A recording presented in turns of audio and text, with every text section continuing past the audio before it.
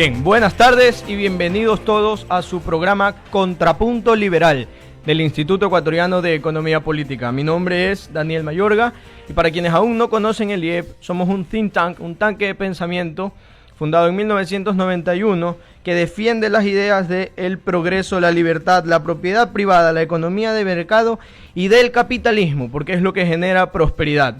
Y así como apoyamos el capitalismo, apoyamos sus instituciones y los mecanismos a través de los cuales este genera progreso y bienestar para todos. Hoy hablaremos sobre una de sus principales instituciones, un mecanismo de desarrollo fundamental para el país que parecería ser en Ecuador la última rueda del coche, tanto para las personas que muchas veces tienen una visión de corto plazo y no llegan a comprender o a conocer cuáles son los beneficios que se derivan de la inversión, del ahorro y cómo esto se canaliza a través del mercado de valores, así como para el gobierno, pues evidentemente no hemos tenido al mercado de valores como un actor clave, no figura entre las propuestas para salir del subdesarrollo como un actor fundamental en quienes los mercados los estados deberían apoyarse para alcanzar el deseado progreso de nuestro país.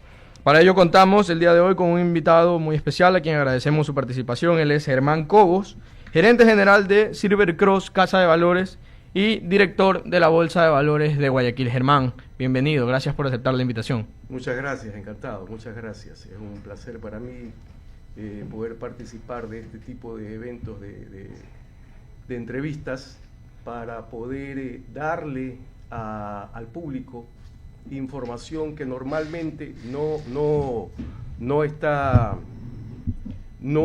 común. Claro. No es común, y al no ser común pasa desapercibida o pasa ignorada o pasa a ser temida, porque como lo desconoces, no sé de qué me estás hablando, prefiero aislarme. Entonces necesitamos desde el mercado de valores participar muchísimo más en este tipo de eventos. Claro, el mercado de valores es un actor tan rodeado de narrativas crueles, se ha convertido muchas veces en el chivo expiatorio de grandes empresarios que se dedican a la especulación, a un capitalismo puramente financiero y muchas veces no se comprende que el mercado de capitales es fundamental para posicionar los recursos ahí en esos sectores donde hacen falta para generar empleo, prosperidad, crecimiento. Quisiera compartir, Germán, contigo y con nuestra audiencia un comentario antes de ir a la pregunta, y es que empezaba a leer en estos días un libro de José Ramón Valente llamado Pioneros del Capital, anécdotas sobre los forjadores del mercado de capitales en Chile, y él nos cuenta, para empezar a explicarnos qué es esto tan raro de los mercados. Dice que en algún momento él visita el mercado de Nyobashi, que data del siglo XVII en Japón, y dice que ahí a las 5 de la mañana llegan los barcos atuneros, desembarcan la pesca del día y la gente va y compra el atún sin contratos, sin abogados, sin oficiales del gobierno, se negocian un par de millones de dólares y a las 6 de la mañana el mercado está trapeado y limpio. ¿Por qué? Eso que funciona ya, esos mercados que en otros países funcionan sin regulación, sin una regulación asfixiante de los estados, respetando la libertad contractual de las partes y generando la innovación propia que un mercado necesita, porque es el oxígeno. ¿Por qué no funciona eso en el Ecuador? ¿Por qué todavía no despega? Bueno, para empezar, el mercado de valores ecuatoriano se creó en 1847. Data desde esa fecha, impresionante. Desde esa fecha, recién en el año 93, se crea la primera ley de mercado de valores. Mira todo el tiempo que tuvo que pasar. Luego en el 98 se la modifica. Y luego en el 2010, 2012 se la vuelve a modificar. Toda esa evolución que te he mencionado debería haber establecido un despegue, un desarrollo del mercado. Pero haciendo números, estadísticas, en los 90 el mercado de valores significaba dentro del PIB nacional apenas el 3 al 4%. A esta fecha debemos estar entre un 10 y un 11%. Hay crecimiento, sí, pero si lo medimos contra nuestros vecinos, Chile, que es el caso que tú estás mencionando, Chile en los 90 el mercado de valores, el componente era entre un 20 y un 30% del PIB. Hoy me atrevería a decir que supera el 100%, si es que no llega al 200%. Entonces te dice claramente que algo pasó aquí en Ecuador por el cual el mercado de capitales, el mercado de valores, se quedó estancado. Antes de poderte a buscar cuáles son los inhibidores o cuáles fueron los factores que evitaron que el mercado de valores ecuatoriano desarrolle y no forme parte esencial del plan de gobierno o el plan económico de algún gobierno, es necesario dar el ambiente. O sea, todo mercado de valores necesita de un marco regulatorio, necesita de un sistema jurídico que establezca todos los mecanismos para desarrollarlo, para que funcione transparente y eficientemente. Eso es la ley de mercado de valores en Ecuador. Pero toda ley es establecida bajo un parámetro general y requiere de regulaciones que adapten esas leyes hacia los diferentes segmentos. El segmento agrícola, el segmento acuícola, el segmento industrial, servicios, económico, financiero. Hay que adaptarlo. El mercado de valores no es algo nuevo en el mundo. Todo el mundo conoce cómo se manejan los mercados de valores, pero en Ecuador, desde el 2000 en adelante, cuando se dolarizó nuestra economía, cuando adoptamos el dólar, ese mercado de valores tuvo una especie de repliegue y empezó a comprimirse sus actividades, a diferencia de cómo se movía en los 90. En los 90 el movimiento transaccional del mercado de capitales, que sumaba al mercado de divisas, porque en esa época teníamos moneda propia, daba un componente mucho más ágil. Luego viene la dolarización y claro, había que enfocar todos los esfuerzos y todas las regulaciones, los mecanismos para proteger al sistema bancario, que gracias a Dios hoy contamos con un sistema bancario de calidad AAA, de lo cual estamos muy orgullosos, pero se dejó de lado el mercado de valores. En toda economía democrática, liberal, de capital, el sistema financiero lo componen esos dos aspectos. La intermediación de valores, que es la banca, donde tienes la discrecionalidad del manejo de los recursos de los depositantes hacia las economías que necesitan recursos, y por el otro lado la desintermediación, que es la parte de mercado bursátil, que es donde existe simplemente la asesoría de el flujo de fondos hacia alternativas diferentes a las bancarias, más profundas a las bancarias, mucho más dispersas a las bancarias. Eso en los mercados vecinos tiene un equilibrio relativo. En Ecuador el equilibrio está totalmente dirigido hacia el sector bancario. Tú ves a un sector bancario enormemente con depósitos del público por 50.000 millones de dólares y ves un mercado de valores con 15.000 millones de dólares. Uno dice, pero es bastante, sí, pero de esos 15.000 millones de dólares apenas el 10% es sector privado. O sea, 1.000 y pico, 1.500, 1.200, 1.800 millones de dólares, lo cual te indica que tenemos una balanza supremamente desequilibrada hacia el mercado bancario y no hacia el mercado de valores. Por lo tanto, el mercado de valores no ha podido desplegar el poder que tiene para poder dar opciones al mercado como lo hacen los países vecinos. Desde luego, una de las dos de las mayores trabas que yo había escuchado es que en el Ecuador hay una hiperregulación tanto en la política de riesgo que deben asumir los inversionistas institucionales, así como en la libertad que tienen los inversores para emitir títulos. Dicen que los expertos comentan que esto en el Ecuador está bastante regulado y que hay países pues en donde la libertad de emisión queda más, no a discrecionalidad, no es que esto es un libertinaje total de los inversores, pero sí que hay más flexibilidad que se ajuste a las condiciones de cada negocio en particular o de cada industria.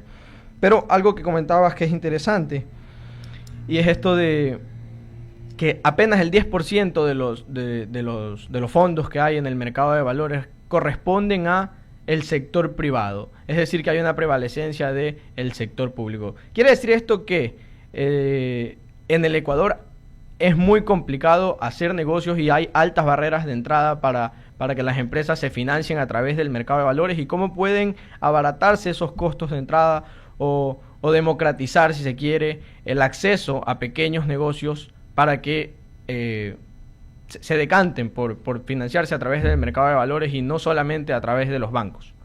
Sí, a ver, lo que mencionabas hace un momento sobre los excesos regulatorios. Primero, las regulaciones son necesarias, absolutamente necesarias, y en cualquier país del mundo que tenga economías democráticas de capital, tiene regulaciones. E incluso en otros países hay regulaciones más extremas que las nuestras. Entonces, el problema no es la regulación en sí. El problema es la evolución de la regulación. Si es que esa regulación fue establecida en algún momento, por darte un ejemplo, te voy a dar ejemplos prácticos. En el 2019, el mercado de valores ecuatoriano acudió al mercado de valores centroamericano, a Merca, donde se juntan todos los países centroamericanos, sus mercados de valores, sus bolsas de valores. Ecuador fue invitado. ¿Por qué fue invitado no siendo centroamericano? Por el dólar. Porque estando dolarizados, podíamos de alguna forma hacer sinergia con Panamá y con El Salvador. Centroamérica estuvo encantado con los clientes que llevamos. Llevamos clientes AAA ecuatorianos. Muchos eran multinacionales, domiciliadas en Ecuador. Y llevamos a las autoridades de turno en ese momento. Llevamos a la superintendencia, llevamos a la Junta de Política Reguladora y Monetaria de ese momento, para que vean que el mercado ecuatoriano generaba expectativas afuera. No solo por el hecho de estar dolarizados, sino que por el hecho de estar dolarizados, el rendimiento que estábamos ofreciendo era espectacular para ellos, a diferencia de otros países con sus monedas propias. Pero desde esa fecha, 2019, al día de hoy, todavía no sale la ley transfronteriza. No la tenemos en la carpeta de ejecución, la ley que nos permitiría acceder a esos mercados internacionales para poder atraer recursos del exterior y ahí sí ser un componente económico de importancia para cualquier gobierno. Y ya no solo miren a la banca tradicional, porque hoy la banca tradicional obtiene recursos de la CAF, del BID, del FLAR, hacia sus operaciones para que ellos eficientemente la distribuyan, pero en el mercado de valores no sucede eso. No hay ese componente. O sea, estamos en esa desventaja. No es un hecho de que por eso no podemos actuar y por eso no significa que no hayamos realizado actividades. Sí las hemos hecho, pero el costo de hacerlas y el beneficio de entregarlas al mercado no es lo mismo si no tenemos, por ejemplo, el aval del gobierno. El aval del gobierno que le permita a la CAF decirle, miren, en vez de darle 500 o 1.000 millones de dólares a la banca o a los bancos, voy a canalizarlo a través del mercado de valores. ¿Qué diferencia hay entre el uno y el otro? Pues ok, a través de la banca está manejado eficientemente hacia sus clientes puntuales y a través del mercado de valores esa desintermediación va dirigida a segmentos especialmente calificados, debidamente establecidos en un esquema de financiamiento aprobados por el controlador, que es la Superintendencia de Compañías. Es decir, cumplimos todas las normas, todos los requisitos para poder también participar de un esquema donde otorguemos recursos al mercado de forma eficiente. Hoy hemos hecho buenas actividades a través del mercado de valores, de las 28 casas de valores. Hemos conseguido recursos del exterior a través del BID y a través de otros multinacionales, de Oikocredit, de Proparco, empresas internacionales, para que inviertan a través del mercado de valores en operaciones de bonos temáticos, pero todos dirigidos directamente hacia la banca, no directamente hacia el puntual usuario de esos recursos, hacia una industria en particular. Es muy mínimo, muy pequeño el efecto que estamos consiguiendo ahí, que debería ser un multiplicador enorme. Las regulaciones, sí, tenemos sobreregulaciones, pero como te mencionaba, esas regulaciones no son el problema, sino si no han evolucionado a la par de cómo ha evolucionado el mercado de capitales del mundo, porque no podemos aislarnos, más allá de la tecnología, Pero para darte casos puntuales, me voy a ir a la seguridad social. La seguridad social en otros países vecinos es el componente de sustento del mercado de valores. En Ecuador no. Y es fácil ver. Un BIES establece un presupuesto anual de 3.000 a 4.000 millones, puedo equivocarme, para créditos de consumo, crédito quirografario, y no a crédito industrial o de desarrollo.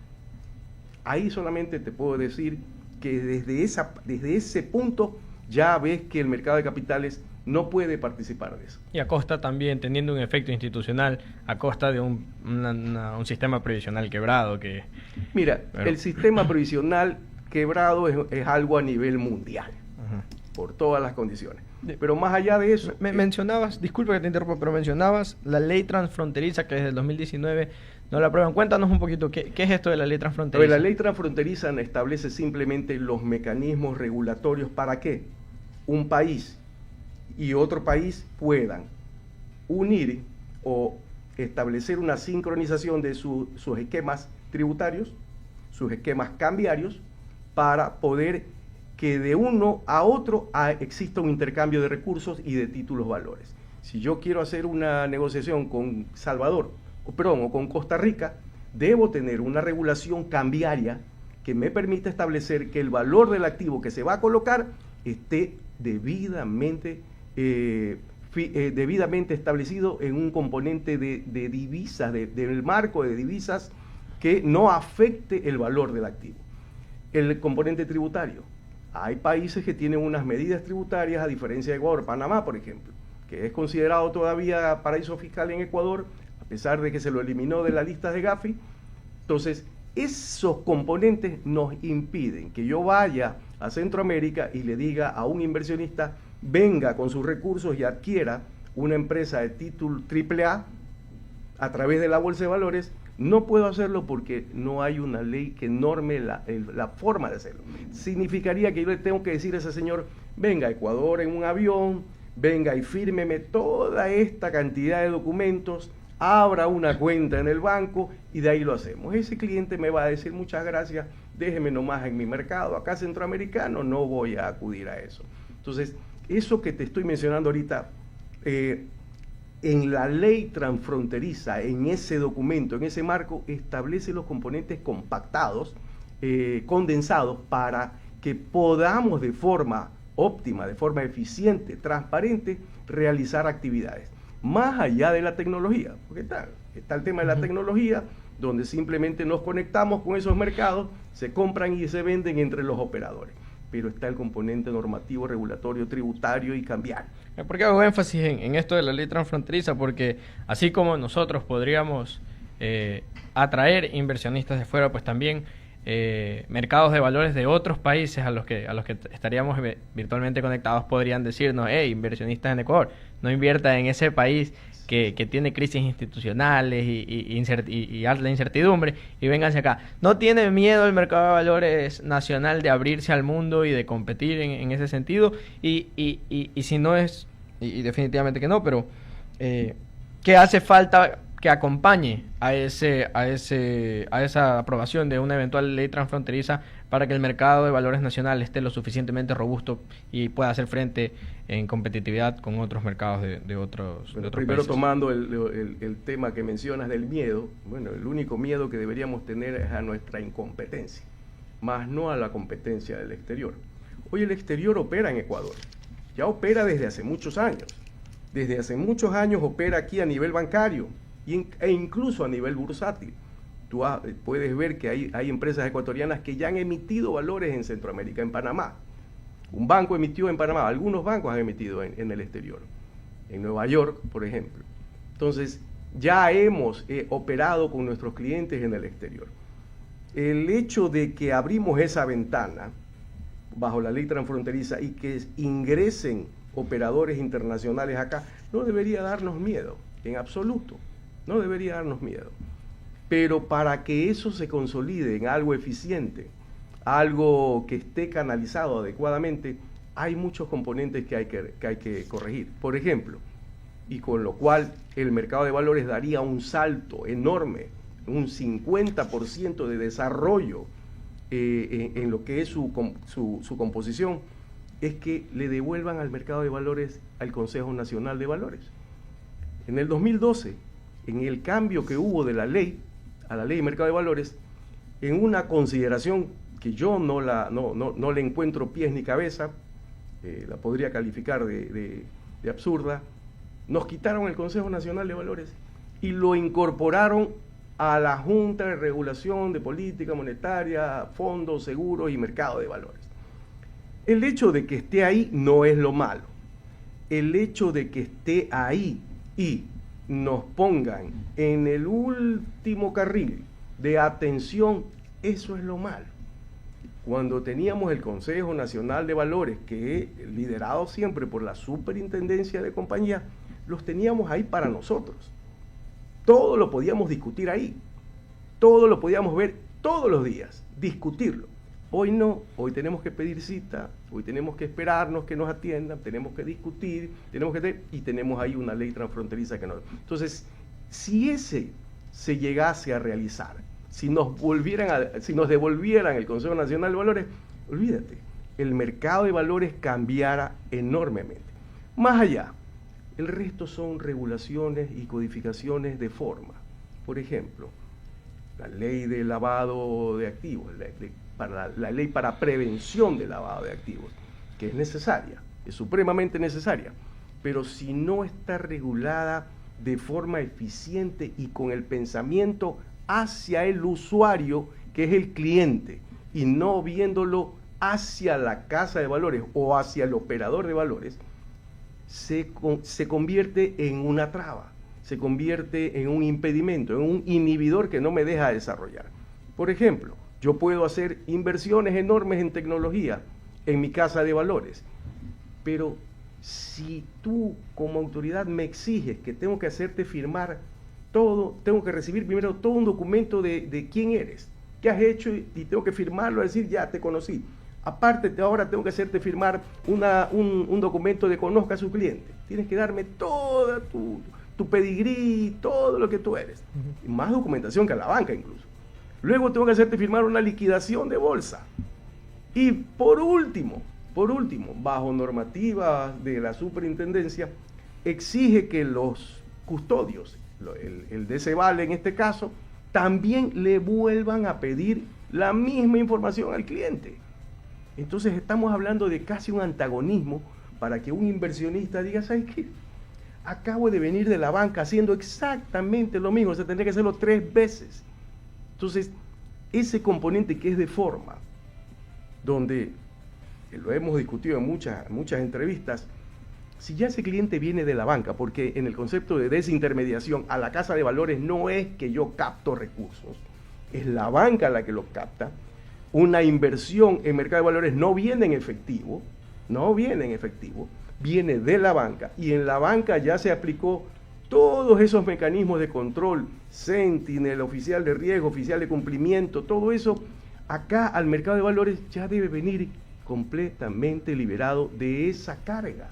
Entonces ese es un componente que es fácil de establecer y que puede generar muchísimo desarrollo para que los inversionistas con más tranquilidad, con más facilidad, puedan entrar al mercado de valores. Y por el otro lado, el emisor de deuda, esa empresa que cuando entra al mercado de valores tiene que trimestralmente genera documentos, genera informes a la autoridad de control, contratar personal para que solo se dedique a eso. Eso es un componente que molesta al empresario, y no le gusta ese tipo de sobreexceso de gestión que hay que hacer, cuando tranquilamente se podría conectar con la bolsa de valores y absorber la información. Bien, muchísimas gracias, Germán, entonces por aclararnos todo este tipo de cosas y darnos algunas luces sobre cómo hacer que se potencie el mercado de valores, un mecanismo invaluable para que podría contribuir para el progreso de nuestro país. Muchísimas gracias a todos quienes nos han escuchado el día de hoy. Para quienes no nos siguen aún, pueden buscarnos en las redes sociales como @IEEP_S, IEP Ecuador. Gracias, Germán, y gracias a todos quienes nos siguieron hoy. Muchas gracias. Hasta que me hace.